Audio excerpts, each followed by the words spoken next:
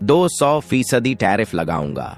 यह धमकी देकर अब डोनाल्ड ट्रंप ने दुनिया भर के देशों को हिला दिया है। लेकिन देखा जाए तो जिस तरह ट्रंप टैरिफ पर टैरिफ लगाकर दुनिया भर को चौंका रहे हैं, उससे भारत को काफी नुकसान हो सकता है। लेकिन ट्रंप के इस टैरिफ वॉर का जवाब देने के लिए भारत ने भी कमर कस ली है और अब भारत ने यूरोप के साथ मिलकर एक ऐसा प्लान तैयार कर लिया है जिससे ट्रंप भी सीधे हो जाएंगे। पूरी अपडेट क्या है, आइए समझते हैं आज की इस वीडियो में।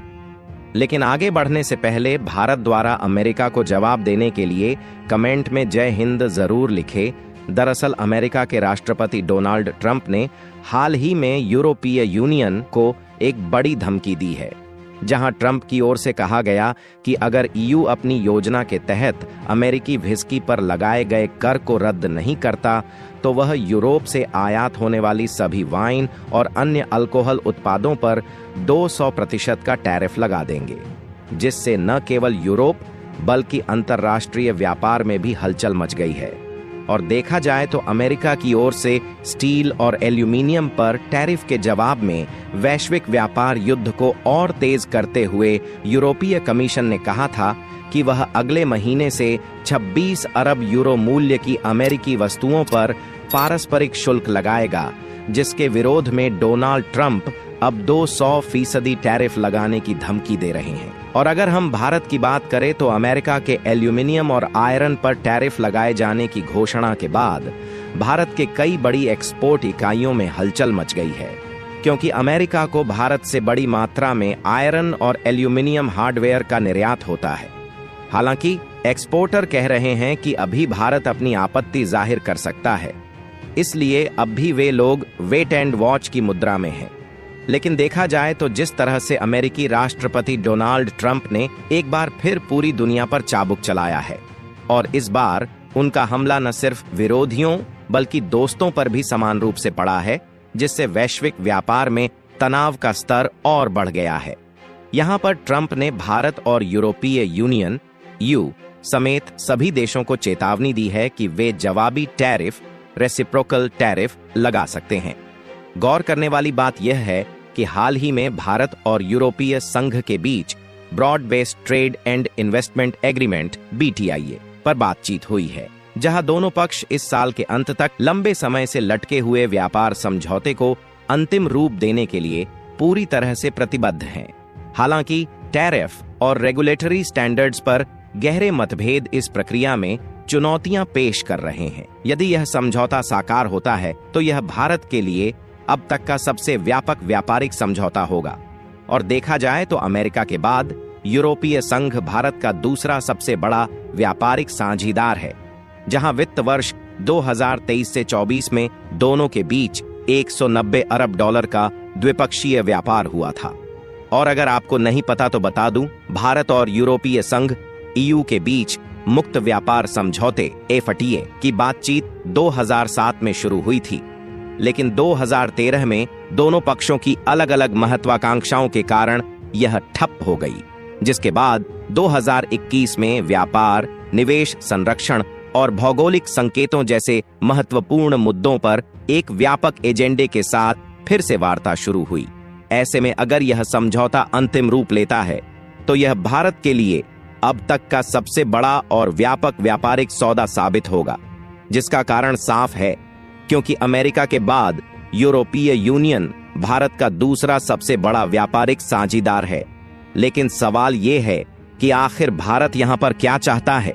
तो यहां पर भारत का लक्ष्य अपने निर्यात को कपड़ा, दवाओं और IT सेवाओं के क्षेत्र में और विस्तार देना है, जबकि यूरोपीय यूनियन (ईयू) की कोशिश है कि वह भारत के ऑटोमोबाइल, वित्तीय और प्रौद्योगिकी क्षेत्रों में बेहतर पहुंच हासिल करे। यह व्यापारिक समझौता दोनों देशों के लिए रणनीतिक रूप से महत्वपूर्ण है, लेकिन कुछ विवादास्पद मुद्दे अभी भी अनसुलझे हैं। इन मुद्दों को सुलझाने के लिए दोनों पक्षों के बीच महत्वपूर्ण और संतुलित समझौते की जरूरत होगी। और देखा जाए तो यहाँ पर भारत और यूरोपीय संघ के बीच व्यापार वार्ता में एक बड़ी बाधा बाजार पहुंच है, जहां यूरोपीय संघ भारत पर दबाव बना रहा है कि वह अपने 95% से अधिक निर्यात पर टैरिफ खत्म करे, जबकि भारत केवल 90% तक ही अपने बाजार को खोलने के लिए तैयार है।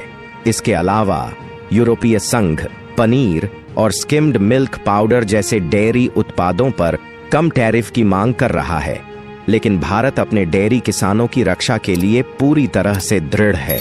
लेकिन global trade research initiative (GTRI) के मुताबिक भारत का डेयरी क्षेत्र बेहद संवेदनशील है, क्योंकि लाखों छोटे किसान इस पर निर्भर हैं। ऐसे में अगर यूरोपीय संघ के अनुरोध पर डेयरी आयात पर टैरिफ कम किया गया तो इससे भारत के घरेलू उत्पादन पर गंभीर असर पड़ सकता है। जबकि एक हालिया रिपोर्ट के अनुसार भारत और यूरोपीय संघ के बीच व्यापार वार्ता का एक और महत्वपूर्ण और विवादास्पद बिंदु ऑटोमोबाइल क्षेत्र है, क्योंकि यूरोपीय संघ चाहता है कि भारत पूरी तरह से निर्मित लग्जरी कारों पर अपने 100 से 125% के ऊंचे आयात शुल्क को घटाकर केवल 10 से 20% तक लाए। हालांकि भारत इस पर सतर्क बना हुआ है, क्योंकि उसका ऑटोमोबाइल उद्योग न केवल उसकी जीडीपी में महत्वपूर्ण योगदान करता है, बल्कि लाखों लोगों को रोजगार भी प्रदान करता है। जबकि दूसरी ओर भारत अपने कपड़ा निर्यात के लिए टैरिफ में कमी चाहता है, जिस पर वर्तमान में EU का 12 से 16% टैरिफ लगता है।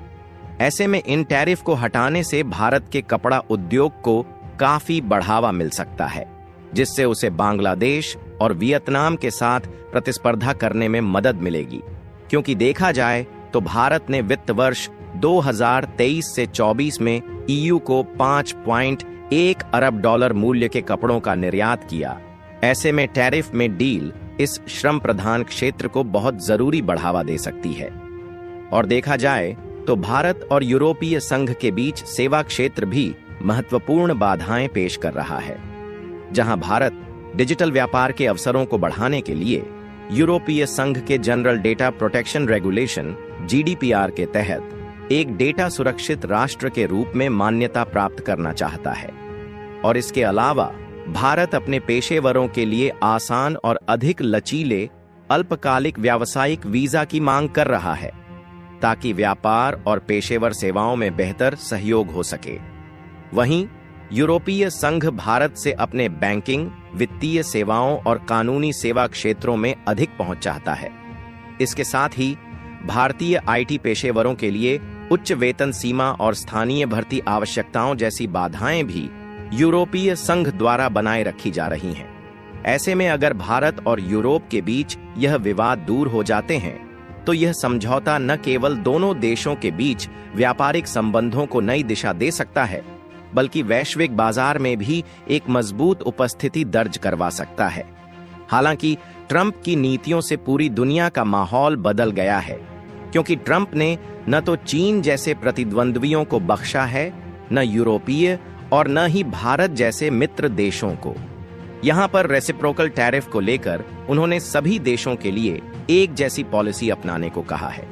ऐसे में भारत और यूरोपीय यूनियन पर समझौते को अमली जामा पहनाने को लेकर दबाव बढ़ गया है, और अब माना जा रहा है कि इस साल के अंत तक इसे अंतिम रूप दिया जा सकता है। वैसे आपको क्या लगता है, क्या भारत और यूरोप एक साथ मिलकर ट्रंप को जवाब दे पाएंगे?